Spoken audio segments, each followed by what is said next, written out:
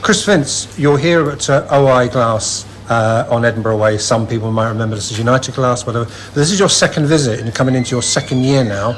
What was the purpose of the visit today? Well, I mean, it just, you and I obviously visited OI Glass a year ago. It doesn't quite feel like it's been a year, which shows how quickly the last year has gone and how much has gone on.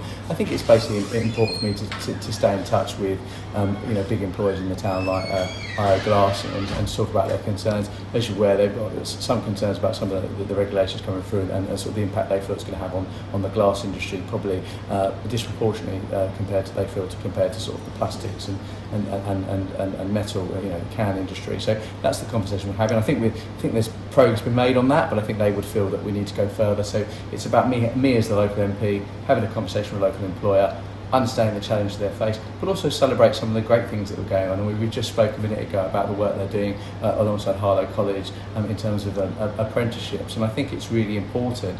And we talked about the importance of Public Health England, Health Security Agency coming to Harlow, and the opportunities that gives for young people. It's so important for me, for people at the college, for people at schools, to know what jobs are out there. And what really came across, seeing some of the apprenticeships, is they were really enthusiastic, working really hard, but it's about those skills that they're developing. Skills, obviously, to do the job they're doing here in terms of the glass manufacturing, but also the skills they can use as transferable skills as well. So I think there's a lot to celebrate here. Very keen to work with OI Glass moving forward, and look forward to visiting many times in the future. What they want, though, I imagine, is that for you to come from here, and when you're back in Parliament, to do like you did apparently with Wed Streeting, and get in the corridors and meet Mary Cray, is that right, Minister,